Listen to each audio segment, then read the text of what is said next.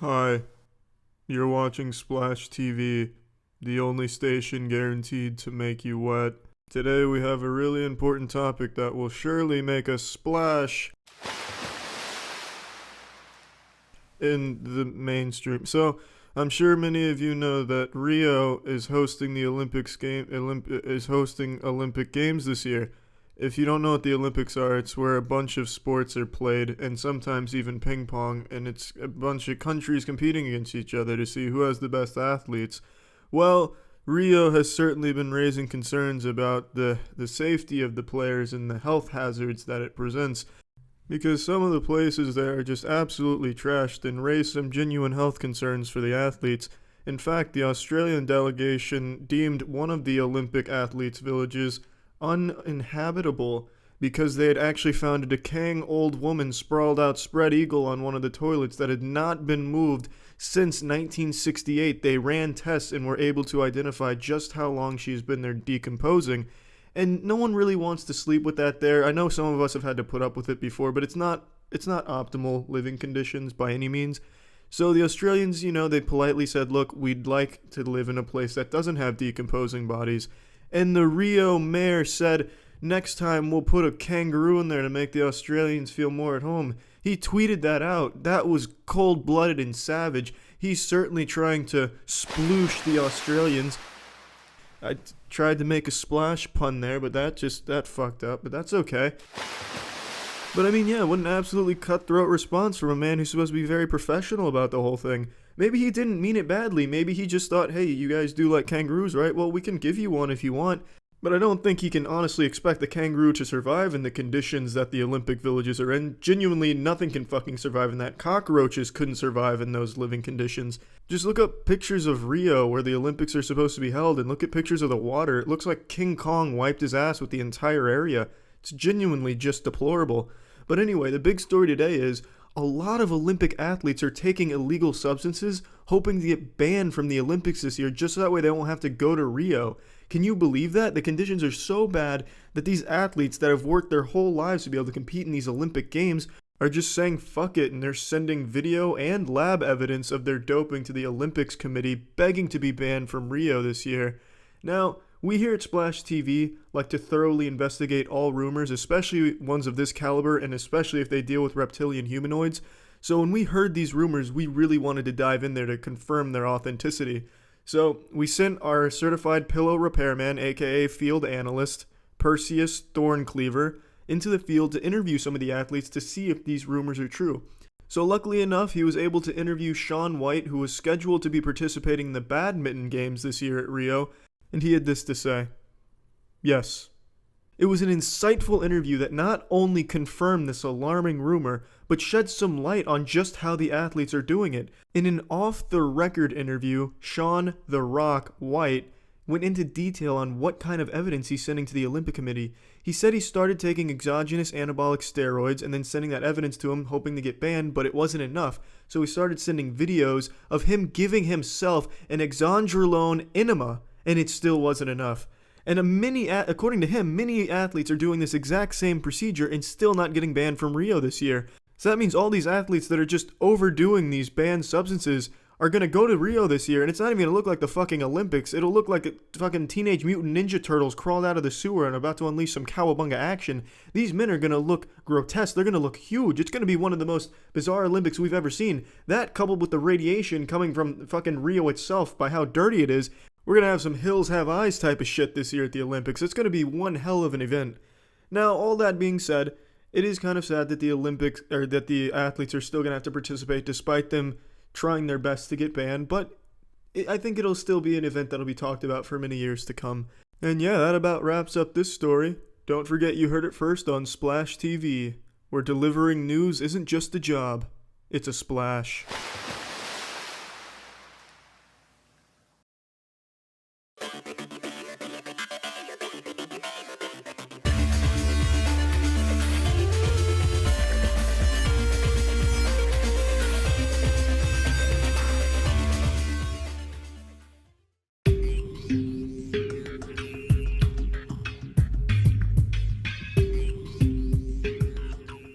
Is virginity the secret to immortality? We here at SplashTV have uncovered shocking new evidence that may leave many of you shitting. But before we begin, what exactly do we mean by virginity? It's not simply the act of abstaining from sexual intercourse. You have to also never ejaculate or achieve an orgasm if you want to obtain immortality. Here is some of the damning evidence we have found. There's a species of jellyfish called the Tortopsis dohrnii, also known as the immortal jellyfish, and as you can probably guess by its name, it is by all definitions immortal. How is this possible? How can it achieve immortality? Well, the answer is simple.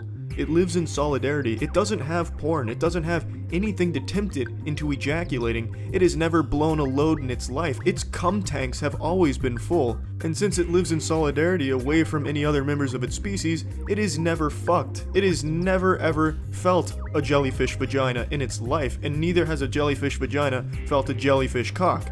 So, since it has never had sex or ejaculated or had an orgasm, it is able to live forever. If that isn't convincing enough, take a closer look, and you will see something that almost resembles the outline of a grail. We here at SplashTV believe that this is the holy grail of legend, set to give its owner eternal youth. But if you think that goopy sea animals is the only evidence we got, you're fucking wrong! Where do you think slut-shaming comes from? You think it's a modern invention? Virtually every culture in human history had rules against casual sexuality. Adulterers would oftentimes be shamed, ostracized, made into pariahs, or even executed. And the same treatment in some cases would even be extended to masturbators. Why? What did they know then that we don't know now? Could it be that they knew? When you ejaculate, when you achieve an orgasm, when you mash pissers, when you do the bedroom rodeo, when you make a mattress ham sandwich, that you lose your immortality in that moment? Is that why sperm is white or sometimes clear? Because it's your immortality leaving your body? The answer is a resounding yes. We here at SplashTV have cannonballed into the deep end of this pool of semen, and we have found answers that no one was prepared for, not even us. In fact, many of history's biggest mysteries can be explained when examined through virginity-tinted glasses. Now, as many of you already know, the incredibly talented and handsome hosts of this show, Charming Charlie and I, greatly value our privacy. But we still believe it has finally come time for us to reveal that we are actually distant descendants of the greatest splashers in human history, the Atlanteans. Because their history is so close to our hearts, we decided to do some digging. What we found is a little sad. As it turns out, the Atlanteans were not always the great splashers we know them as today. We're all familiar with the tale. A thriving continent out of nowhere just sinks into the sea and becomes Earth's butt plug. No explanation given for how this could possibly be possible. Until now. It's actually quite simple. Atlantis was the first utopia, a civilization devoid of ejaculation, masturbation, wet dreams, and sex, until one day, every Atlantean engaged in a continent-wide orgy, and it was on that day, that moment of weakness, that they all squirted their immortality away, and under the collective weight of all of that baby gravy, the entire continent sank into the ocean, never to be seen again. On to more evidence. Did you know that at some point mankind was on the brink of extinction? Our numbers dropped as low as 2,000. Looking further into this, we found that this time coincided with early humans first discovering masturbation. Coincidence? You decide. A very sad tale indeed, but not the only example. Pompeii. I'm sure many of you are familiar with that story. Mount Vesuvius erupted, causing incredible amounts of devastation. But do you know what caused the volcano to erupt? Because it wasn't just nature. It was virginity. That's right. Science has recently found a very strong link between a population's virginity status and the activity level of a volcano. And if you check the scriptures revolving around Pompeii on the night that Mount Vesuvius erupted, you'll find that 4 couples had sex on that night. Is that a coincidence? I think not. You be the judge. Unbelievable. But we got even more. This for me was the straw that fucked the camel's back and made me a believer in the theory. Why do you think it's so difficult for us to ejaculate? Why are there so many hoops we have to jump through? Some of us need to light candles, some of us need to dress in rubber suits, some of us need things inserted into our assholes as if used as a key, unlocking our jizz cannons. It's not something we can do whenever we want. For example, spitting. I could spit right now. I could go out of my apartment, I could go on the sidewalk, and I could just fucking take a big old loogie right onto the sidewalk. I can't do that with ejaculation. I can't just spit out cum whenever I feel like it. There's a specific procedure I have to follow. I have to get my penis erect first, and then I have to start singing songs in my head, and then sometimes I'll have to close my eyes and start screaming really loud. There's just a lot of things I have to do. Why is it so difficult? It's because it's our body's way of holding on to our immortality, because it knows that that's the key. So let me ask you a question. Is this inherent difficulty of us losing our immortality why there is so much sexuality just being shoved down our throats in daily life? Is this why you cannot even watch a movie anymore without being bombarded by asinine sex scenes? Why is it that losing your virginity is so encouraged in society? Think about it. Every industry relies on us dying at some point. They rely on us being mortal. Do you think there would be a medical industry if we were immortal? Fuck no. Why should there be? Why would anyone pay for expensive cancer medication if they were immortal? They wouldn't. No one would. It wouldn't even matter if you got shot in the fucking head because you're still immortal. You wouldn't need any doctors, any medical corporations making fucking pills.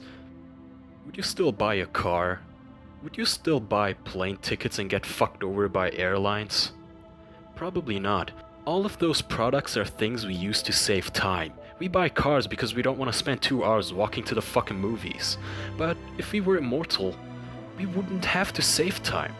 Because we have all the time we want, we wouldn't probably even have a concept of time. If you're gonna live for 2 billion years, why would it matter to you if you have to fucking walk 2 hours to a movie? It wouldn't. You would save time. There goes all the fucking fossil fuel industry, which is basically like half of the Middle East. Would the prison system not collapse immediately? Why would we lock anyone up anymore? Why would we have to put away murderers? Who are they gonna murder? There goes another corrupt industry down the shitter. Doesn't it sound like all of these industries need us mortals? Doesn't it sound like they need a steady supply of rats for their rat race? Doesn't it sound like they make all of their profits off of our backs? It's almost like they would have a vested interest in keeping us ignorant. It's almost as if they need us to remain mortal. Now, if this sounds like a crazy Alex Jones-esque fear-mongering conspiracy theory to you, it's not. Behind the scenes, we know a lot of people, we have lots of connections, so we decided to share our theory with a bunch of scientists. One of those scientists is astrophysicist and overused TV personality Professor Neil deGrasse Tyson. A few days ago, Professor Tyson was invited to be on a panel at the yearly Diaper Fetishist convention. He decided to speak up and talk about the duality of virginity and immortality.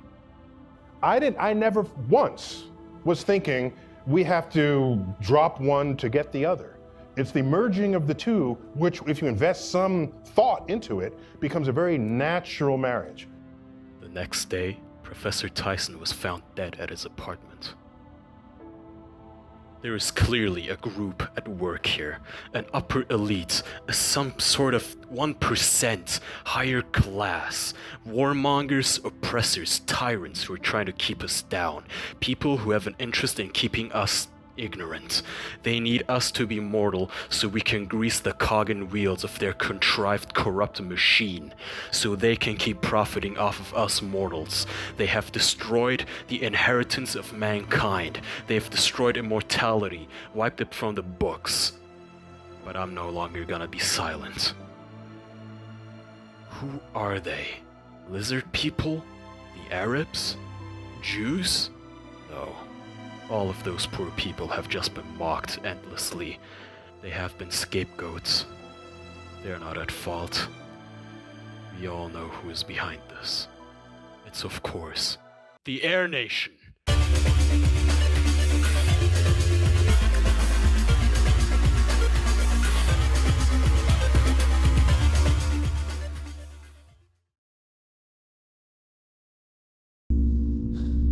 You're all going to die down here.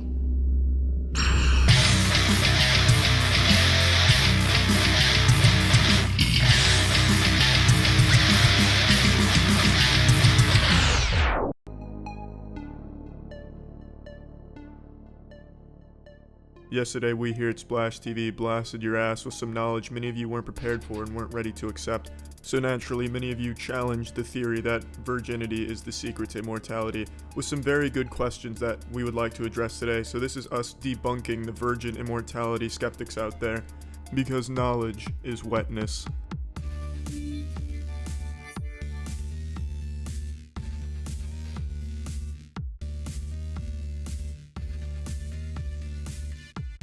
Babies die. Babies can't fuck, they don't have orgasms, so if the theory is accurate and virginity equals immortality, these babies shouldn't have died because their immortality should have still been intact. But many of you may not realize that fetuses actually begin masturbating as early as 15 weeks in the womb. That's right. They choke that chicken, they stroke that tiny wiener, females flick that bean, all in the mother's womb. So they lose their immortality by default. But let's say a fetus had the knowledge, this is immortality and I don't want to fuck myself over in this, so they don't touch themselves. Well, if they're born vaginally, they're shit out of fuck because they lost their immortality. The only way to enter this world with your immortality intact is through a C-section birth. And maybe this is why there's no immortals among us, or at least none that we know about, because none of the fetuses thus far have had the knowledge not to touch themselves to preserve their immortality. Or maybe they did have the knowledge and were just born vaginally, just got unlucky there. There's a lot of very strict criteria that must be met in order for the immortality to truly stay intact.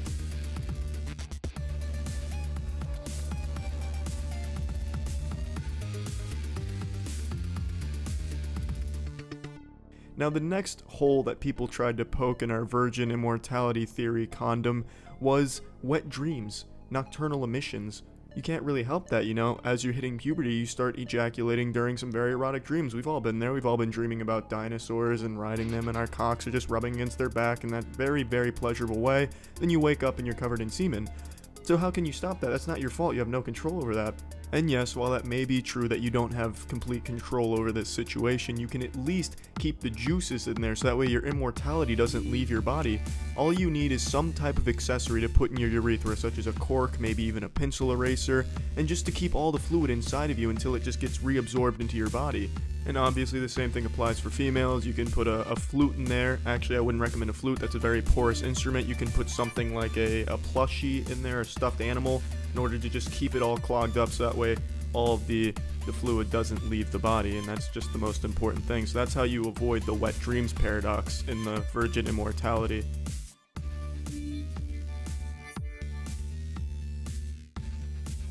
Can you keep your immortality if you swallow your own cum? Yeah.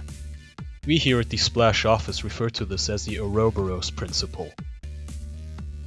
Now, how you want to do this is really up to you, but Splash TV suggests you just lie on your back, throw your legs up over your head, and then just, aim for your face, aim for your mouth, stretch your dick a little bit, stretch your back to just really get your head in there, and, do the usual stuff you do when you want to come, if that's just licking, kissing, whacking, whatever you gotta do. If you gotta whip out the sandpaper, just do that. And you probably want to pray to God at this point too, and I don't really know why God would be on your side, but if he is watching and if he is real, you should really hope that he's into it, because from the research that we have done, your back takes a hell of a beating in this position. You should also know that this is only gonna work with your own cum. If you try to swallow someone else's cum in order to gain their immortality, it's not gonna work due to the DNA mismatch. Now, if you don't believe us, you can look up the science on this. It's actually the same reason why organ transplant recipients sometimes reject the donated organs despite them taking anti-rejection medication. So that's really all you gotta know on this topic. Just keep in mind, swallow your jizz, and only your jizz, alright? Don't swallow someone else's jizz. Don't be a weirdo. And good luck.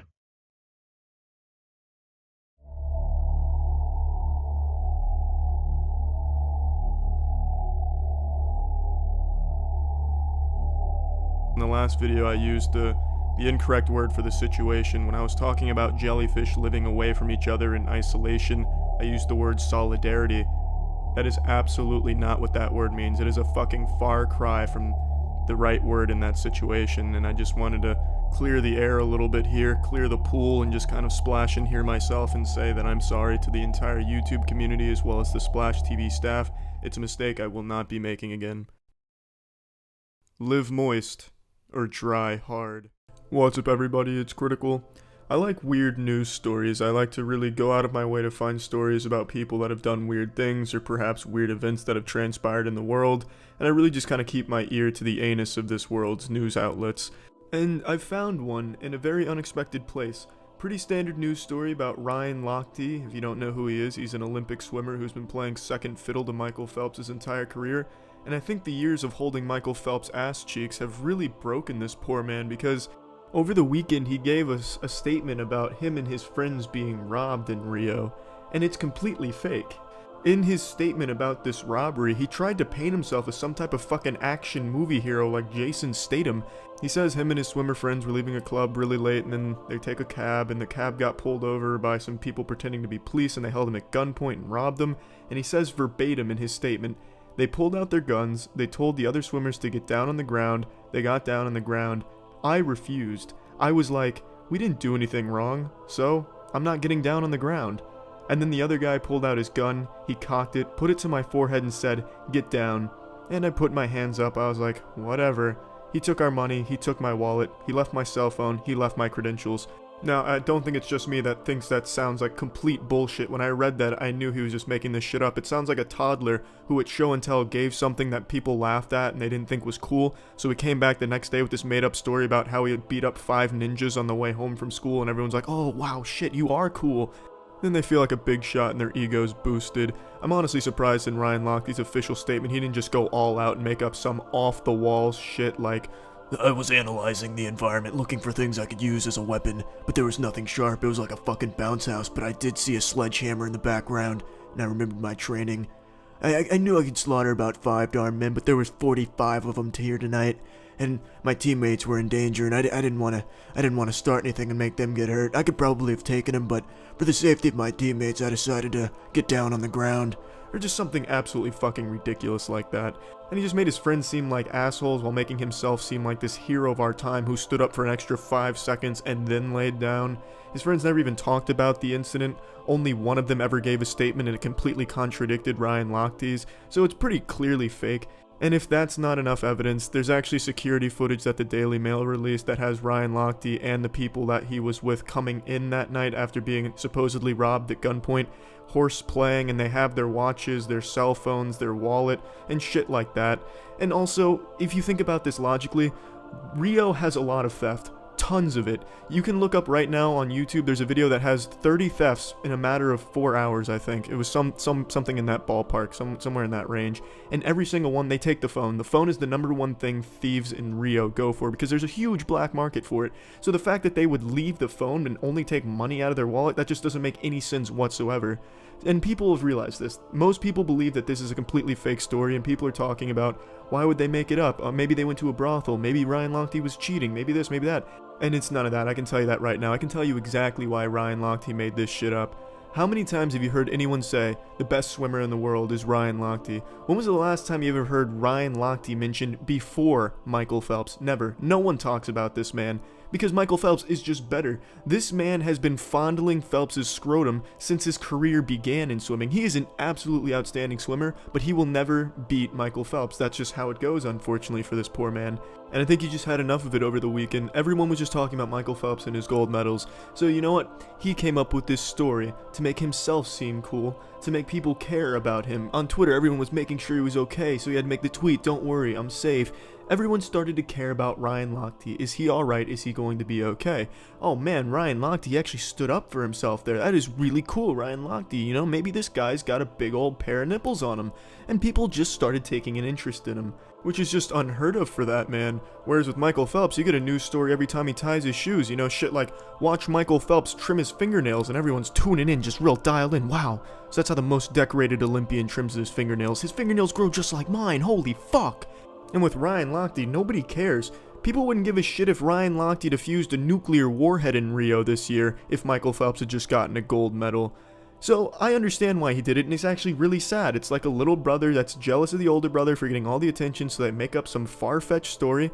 And in my honest opinion, I think Ryan Lochte should have doubled down on this shit. He should have made it even cooler than it was. Yeah, I realized it wasn't military police right away. I could smell it. It was reptilian humanoids in the skies. So I did the only thing I could do. I unleashed my inner demon. I became the Lochte nest monster and just went apeshit. Just something cool, something really fucking cool. But yeah, I just wanted to shed some light on this, let you all know that that story is most certainly fake, and let you know why he did it, why he would fake the story. So yeah, that's it.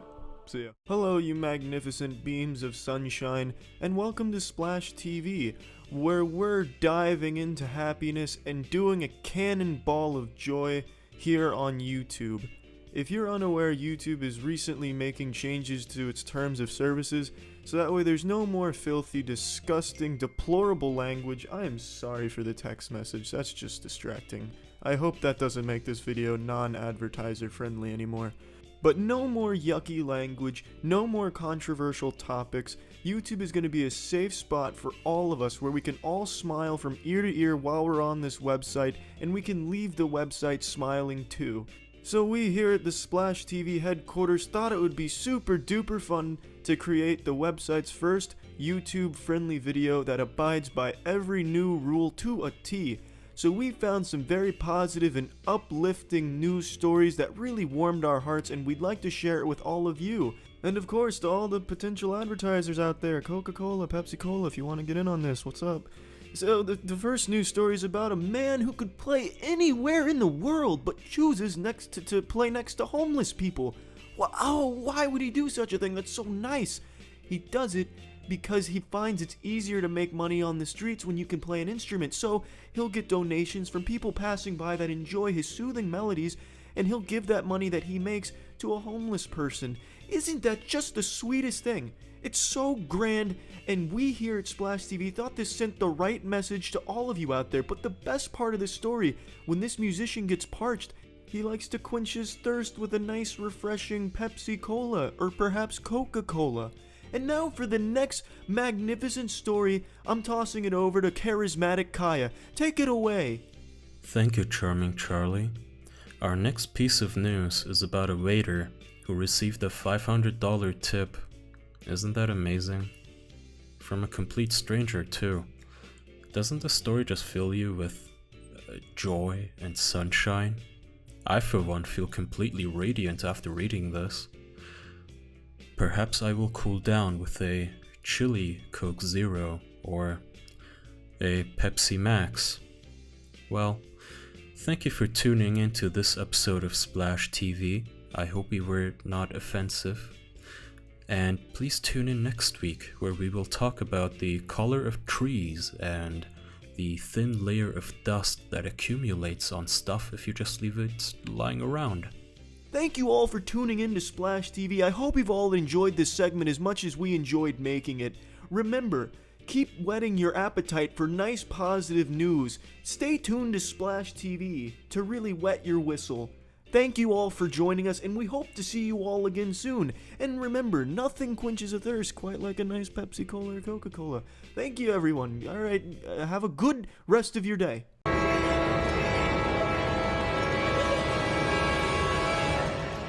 Jesus wept.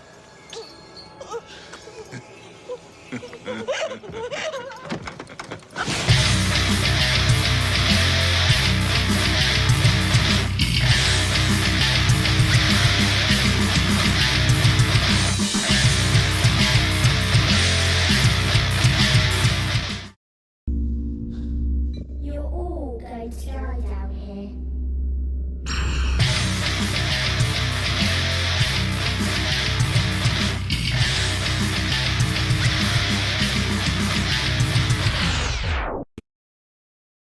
Yes.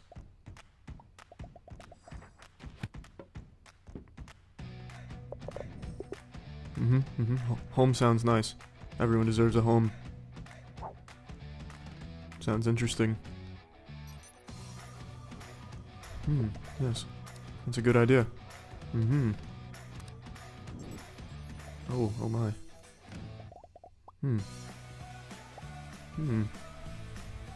Become a hero? You mean like Boy Man? A boy with all the powers of a man? A whole community of people. Training's not over. Look at all these people training at exclusive workshops. Video chats, holy shit, they're dragging me into the 21st century kicking and screaming. Super tools, goodness me. You mean like the fuck saw? A dildo at the end of a jigsaw, so... What is this? What? I really like how you snuck this one in there, because you started off with some really objectively good ideas, like crowdsourcing your subtitles and translations, people being able to help each other on the forums and shit, but then you took this nice little donut and you tried to sneak in a diarrhea filling, and you expect people to take a bite and swallow it without noticing. That's like if I started a campaign and I said something like, we're gonna go on picnics, we're gonna watch movies, we're gonna round up all the minorities and gas them, and then we're gonna play some video games, and we're gonna— wait a minute, what did he just say about— what was it about minorities? Gas them? Wait, that sounds a little fishy, what the fuck? There's an old French proverb, appetite comes with eating. That's exactly what's going on here. All of us are perpetually eating YouTube's ass that they're feeding us, and we have an insatiable appetite for more ass. And just when you thought YouTube didn't have any more anus to pop in our mouths, they come out with this stupid fucking idea, YouTube Heroes, which is bar none the stupidest name they could have given anything ever. Why not give it a cooler name like Turbo Tubers or U-Turbos, or pretty much anything incorporating the word turbo into the project, because I really like that word and it'd be cool to see it catch on. But regardless of whatever juvenile name they would have chosen for this, it is an inherently abysmal idea, just absolutely terrible in all regards. Yes, subtitling videos, that is something that should be rewarded, that is not bad at all, but the problem is rewarding someone for flagging videos, that's dangerous. I also really like how you add this air of legitimacy and accountability by just telling us that they will have to earn this perk, you know, they're gonna have to collect points, they're gonna have to prove themselves as good members of our community and shit like that. But of course that's all a distraction from the fact that all you're doing is adding another layer between the YouTuber and YouTube. Anytime any YouTuber has a fucking problem, they are defenseless. They cannot contact YouTube, they cannot get help, and now all this does is give YouTube another excuse. If you complain to YouTube and say, hey, my video got flagged by accident, or, you know, it's not supposed to get flagged, it's all fine, they're gonna just tell you, oh, have you talked to your friendly neighborhood YouTube hero yet? We've all seen how easily abused YouTube's flagging system is right now, and to reward someone for abusing it, that makes no sense. It's like YouTube is hearing these complaints, they're actually hearing them, and are just doing the exact opposite to try and make them worse. Oh, so you don't like them being abused? Let's make it a little easier. How about that, pussies, huh? You like that? We'll flop our cocks right on your chins, and you're not gonna do anything about it because you have nowhere to go. But of course the funniest part about this is how you act as though this was some sort of new and revolutionary technology or idea that's really gonna shift the tides of war against these mean cyber bullies and their hate speech, when in reality this is just the same old shit. This is exactly what YouTubers have been bitching about for years now, because this is the same power every copyright holder is wielding already. Companies like Disney go on YouTube and they flag thousands upon thousands of videos on an automated system, and now you think that it's a good idea to take that power of mass destruction and give it to fucking some dork douchebag who's going to just implement his own subjective ideas of morality and ethics. Great, so we've been getting skull-fucked by copyright holders all these years, and YouTube's idea is to turn it into a spit roast. Awesome. So you reward them for flagging these videos and then give them the option to mass flag videos?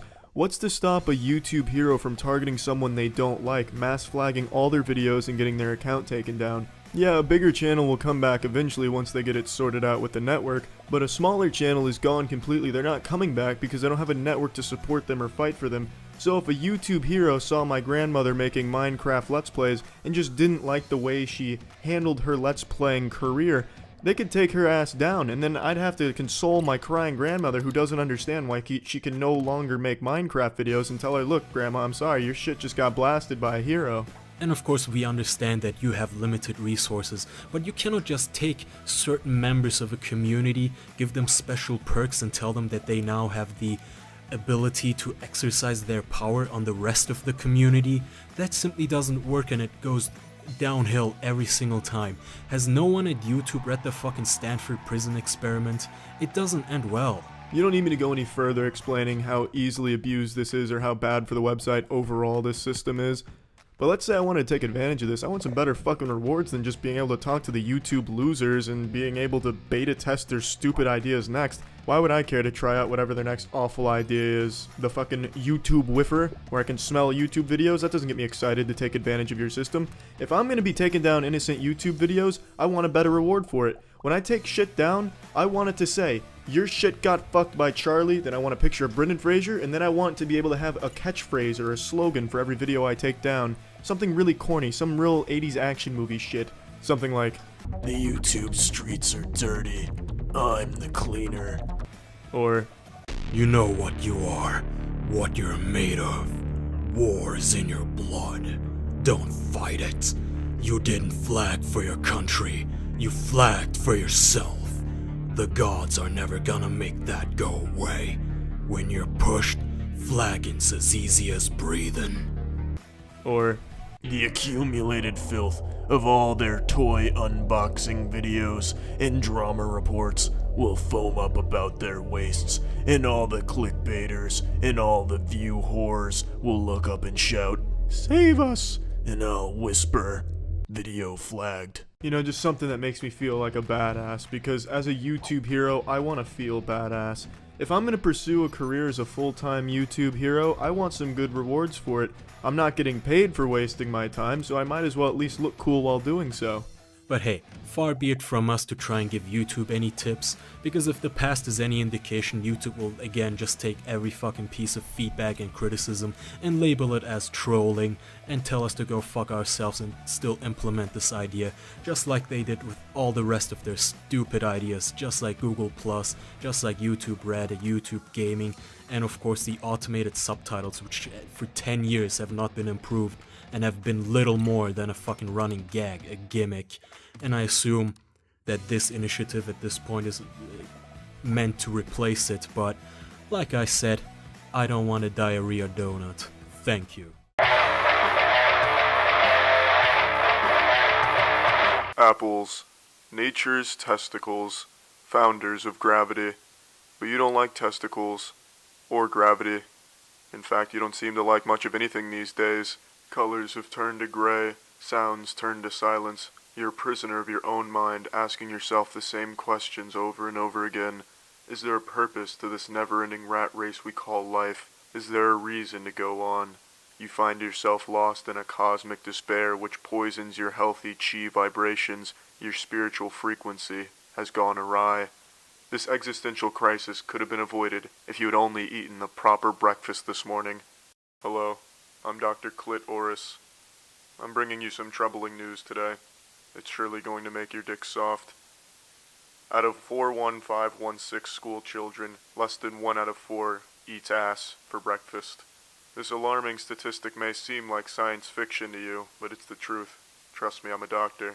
Which is why I'm here with Asbestoloops, bringing you the powerful taste of ass right to your breakfast bowl. It's the cereal that bites back. Made with 100% real, wholesome asbestos, it's fucking here and it's delivering a nutritional knockout, giving you all the essential vitamins and minerals, including 100% of your daily doctor-recommended intake of arsenic, and it is rich in mercury, each serving offering 20 grams of mercury, which is exactly 5 times the lethal dose. And let's not forget about the chunks of lead we've added to enhance flavor.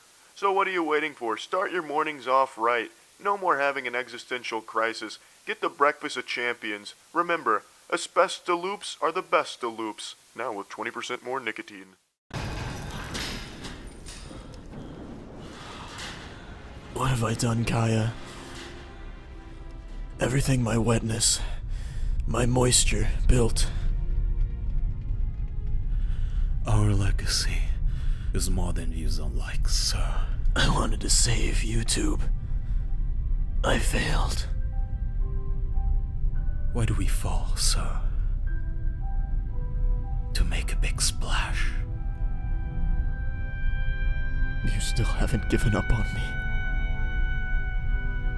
Never.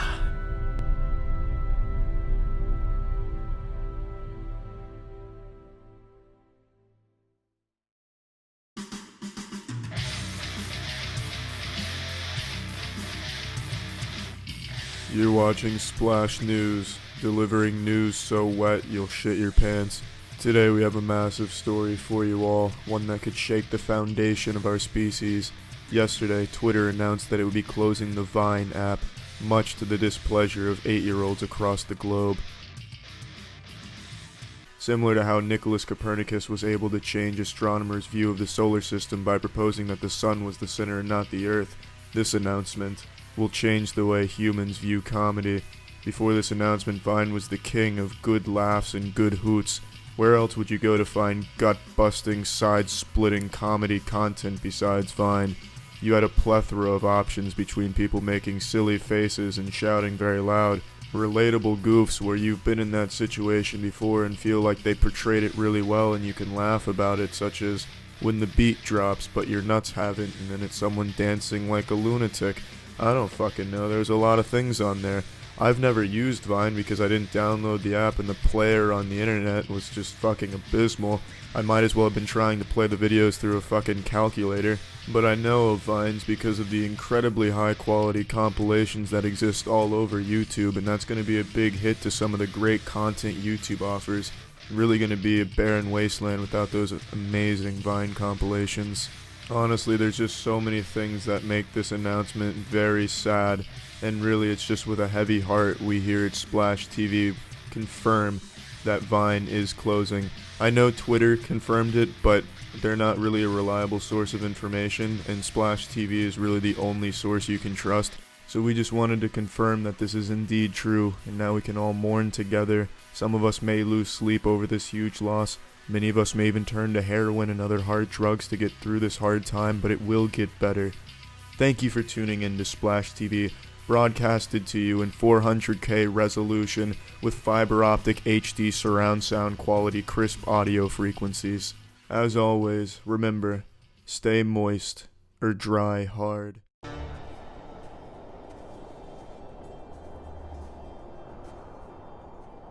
Out of my way. I have to make decent content. You know I can't let you do that. Suddenly you just report on drama? Convenient.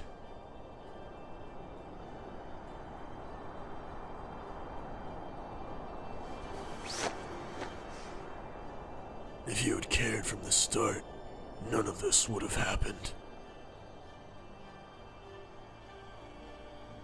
I can change almost anything.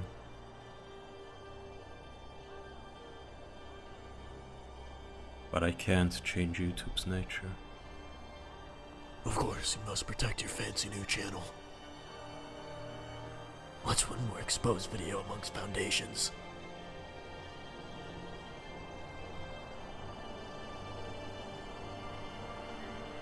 What are you waiting for? Do it.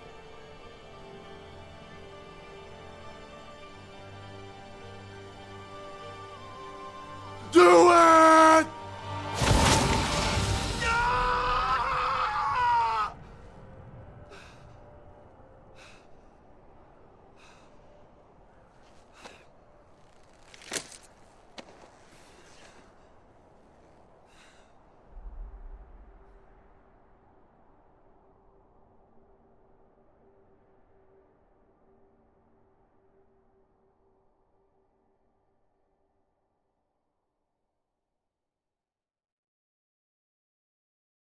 You're watching Splash TV Movie Reviews, the only source you can trust to deliver accurate reviews of the hottest movies in theaters at the time of making the reviews that you can trust.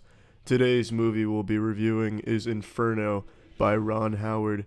This is the third movie in Robert Langdon's adventures, the first being Da Vinci Code, the second being Angels and Demons in 2009, and since 2009 humanity has been crying out saying the same thing over and over again.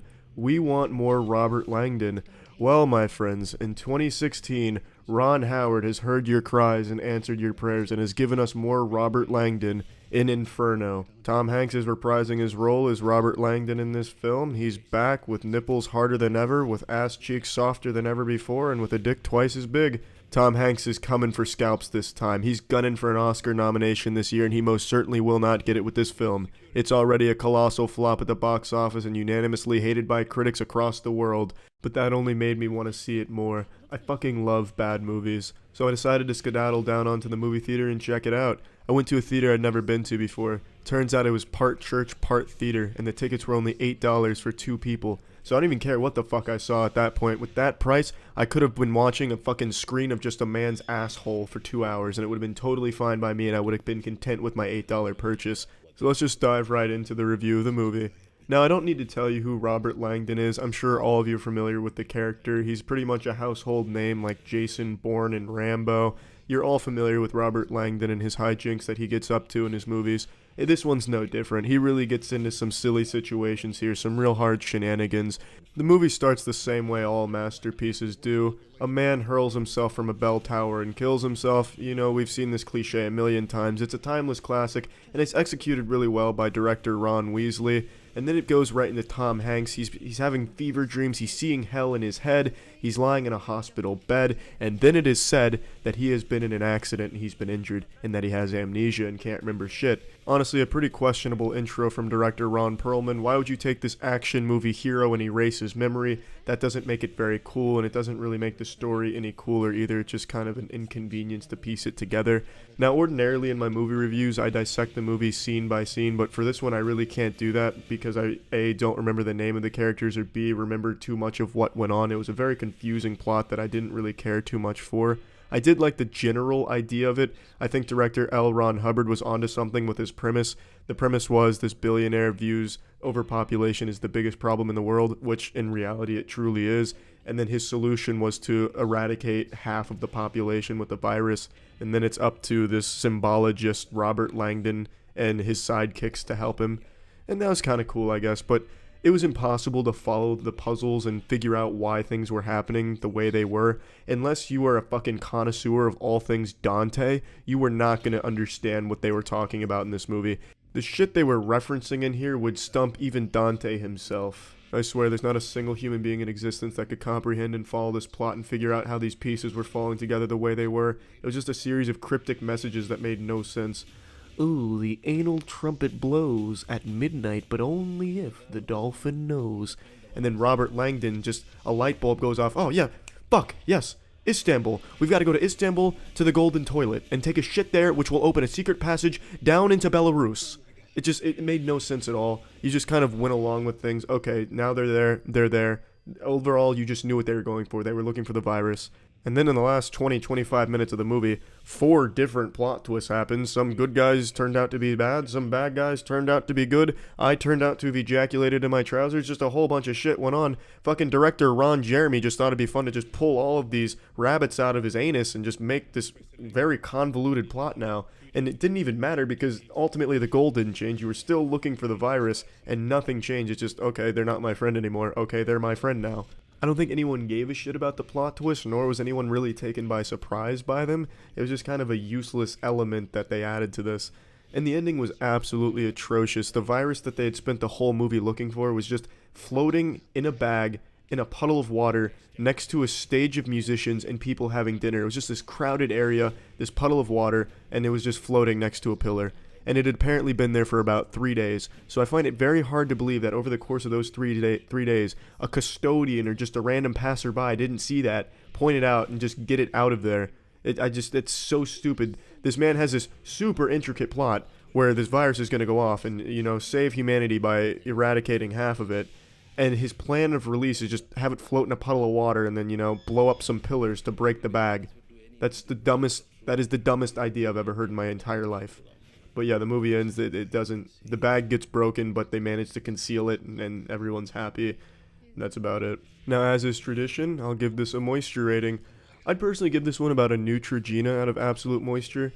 Now, Neutrogena, as you know, it doesn't really do shit for you, but when you put it on your skin, it moisturizes it for the time that you put it on. You know what I mean? You take a big clump of it, you rub it on a dry spot on your skin, and it moisturizes it as you're rubbing it, but the second you're done rubbing it in, the dryness comes right back.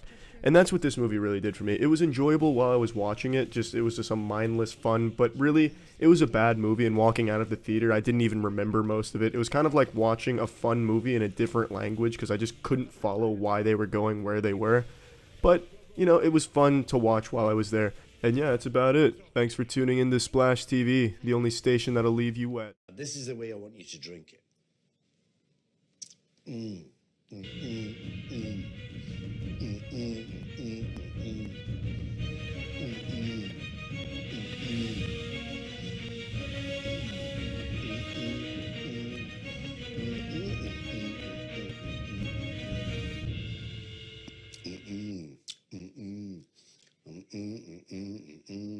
Hello there.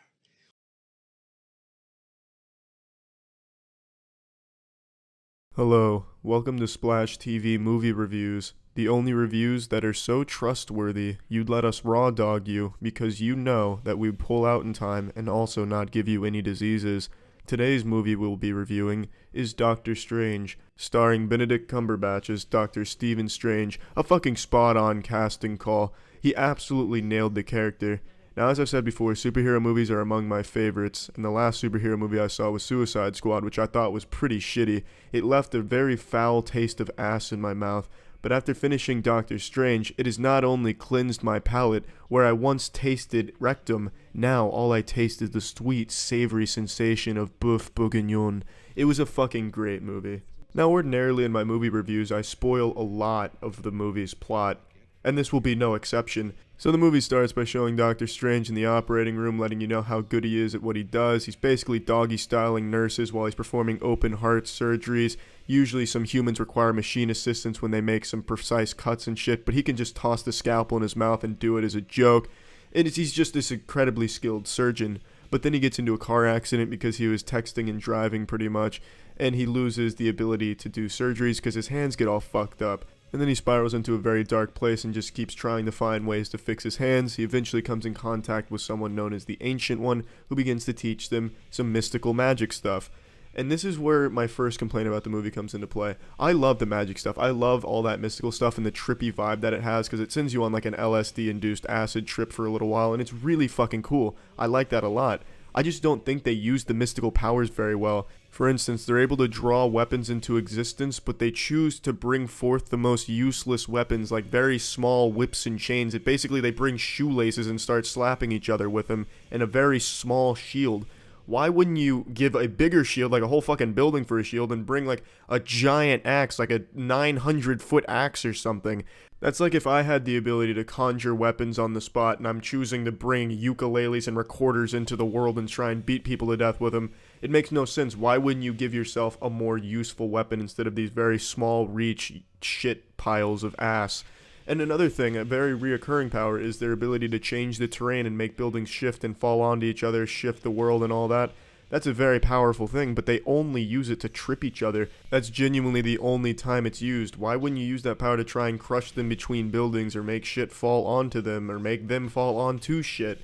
Why would you reserve that ability for, oh, I'm gonna throw you off balance, get ready, here comes a real zinger, it flies real fast in the Thunderdome, gotcha, yep, you fell, I win. It's just dumb, you know, that you have this really powerful thing and you use it for such a dumb purpose. But overall, I love the way the magic was used. For the most part, I just feel they could have done more with it. The main villain wasn't bad. He was a simple character, which is good. You know, he had a very clear goal that he strives for. I want to take Earth and put it in the dark dimension with Dormammu, and he can do whatever he wants with it. He can make it his third testicle. Just get us to the dark dimension so we exist beyond time, so we all live forever. A decent idea, really not bad. Dormammu was a pretty cool villain. He had a face that looked like some very long purple pubic hairs. It was kind of cool looking. I enjoyed that. The villain I didn't like is the last one they revealed, Baron Mordo. I thought his was very shitty. He became a villain because he felt betrayed because the Ancient One tapped into power from the Dark Dimension, and he didn't like how Doctor Strange could manipulate time. He thought it broke the natural laws, so then he becomes a supervillain. It's pretty shitty. He's just like this strict fucking 5th grade hall monitor who takes the rules too seriously, where the rules are unbreakable no matter what. Even though Doctor Strange saves Earth and time itself and everything, he still hates him for breaking the natural law of things. So I thought that was kind of a dumb reason. I know that wasn't his reason for being evil in the comic books, so I feel like they could have done something cooler here. I thought Baron Mordo as a character in the movie was awesome, though. I just didn't like his reason for being a bad guy. Now, overall, I have so few complaints about this movie. I thought it was fucking great. The story was fun. The visuals were absolutely stunning. Ben My Dick Cucumber Snatch did great as Doctor Strange. I fucking loved the ending. The fight with Dormammu, I thought that was beautifully done. It's my favorite ending to any Marvel movie, or pretty much any superhero movie in general. I thought it was just fucking great. And really, just overall, it was a fun movie to watch. So, as per tradition at Splash TV Movie Reviews, I'll give this one a moisture rating. I'm giving this one easily an amlactin out of absolute moisture. Amlactin doesn't just moisturize dry skin, it fucking makes dryness go extinct. It regrows your skin. It's so goddamn moist. Now, that's exactly what this movie did for me. The last two superhero movies, Batman vs. Superman and Suicide Squad, left me so dry, but this movie heavy duty moisturized me. Big time. I left the theater dripping wet. It was fucking great. Easily an amlactin out of absolute moisture. So, yeah, that's all. And remember, Splash TV's making you wet. It's your moisture. Use it when you need it. Call JG Wetsworth 877 Splash now.